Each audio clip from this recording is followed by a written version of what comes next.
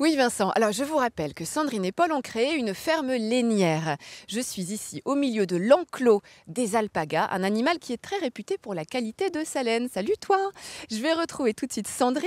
Sandrine, pouvez-vous nous présenter les animaux de votre troupeau?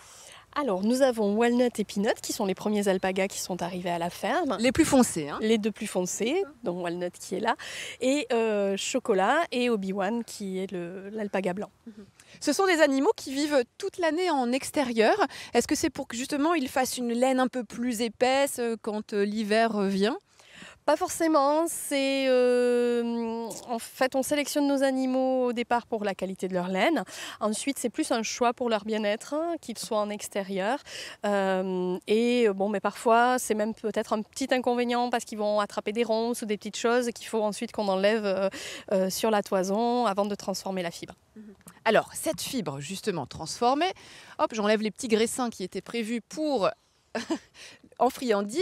Voici des écheveaux de laine d'alpaga. Oui, alors ça c'est 100% alpaga. C'est même la fibre de Peanut que l'on a tondue donc l'année dernière. Donc ça c'est vraiment voilà sa fibre à lui, il la reconnaît d'ailleurs. De la même couleur, il n'y a pas du tout de coloration de la fibre. Non, pas aucune transformation si ce n'est d'en faire un fil en fait, hein, donc de la filer pour qu'elle soit comme ça prête. Alors là elle est prête à tricoter et ensuite donc moi je fais des créations textiles et l'idée c'est que les gens quand ils viennent chercher un pull ou un accessoire à la ferme, ils puissent faire aussi un câlin à l'animal qui a produit sa laine en même temps. Alors là, je sens la douceur de cette laine. Je vais aller vérifier que la toison de Walnut est tout aussi douce. Et effectivement, on sent l'épaisseur de cette toison. Ils sont tondus à quelle fréquence, les alpagas? Une fois par an, pour justement là, ils vont bientôt être tondus. C'est pour ça qu'ils ont plus une tête de nounours. Et c'est une fois par an. Alors, ils ont beau avoir une tête de nounours, aujourd'hui, il y a une petite mode autour des alpagas qu'on veut acquérir pour en faire de l'éco-pâturage sur son terrain. Attention, c'est un animal qui est grégaire, qui vit en troupeau comme ici. On évite d'acquérir un mâle et une femelle ensemble. Et puis surtout, ce sont des animaux dont il faut respecter impérativement les besoins comportementaux, nutritionnels, comme vous le faites vous ici, Sandrine. Oui Vincent, mais avant la séance de brossage, je voulais vous présenter un autre cheptel de Sandrine. C'est celui des chèvres qui sont juste derrière moi. Alors Sandrine, de quelle race s'agit-il? Il s'agit de chèvres angora qui produisent la fibre mohair. Très bien. Alors tout à l'heure, on a vu que pour les alpagas, il fallait les tondre une fois par an. Qu'en est-il de cette race de chèvres? Les chèvres, on les tond 2 fois par an, au printemps et à l'automne. Alors justement, on a récupéré, vous nous avez ramené, hop, du mohair qui provient directement de votre élevage. Ça, vous obtenez la laine de cette façon-là quand vous allez la tondre? Non, alors on ne l'obtient pas comme ça, ce sont des toisons et ensuite donc là on la fait laver et garder.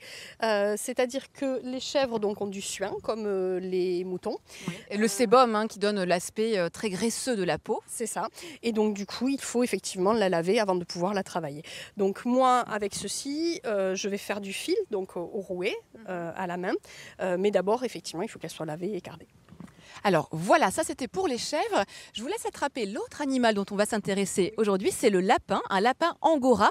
Et là nous allons vous montrer que contrairement à des vidéos qui circulent sur internet où pour récupérer la laine, le poil de l'angora, eh bien il faudrait l'épiler à vif, ça c'est ce qu'on voit dans les élevages chinois. Il n'en est rien avec Sandrine. Comment vous faites pour récupérer tout ce poil que l'on voit ici? Alors ceci donc c'est de l'angora puisque le lapin angora donc lui produit l'angora et donc le lapin lui a une mue naturelle à peu près tous les 3 mois et donc on attend cette mue naturelle pour pouvoir donc prendre la fibre et comme vous le voyez voilà on utilise des petits peignes comme ceci et comme vous le voyez en fait la fibre vient toute seule. Si vous passez les doigts vous dedans en fait vous pouvez faire venir voyez voilà la fibre. Donc c'est cette fibre qu'on récupère.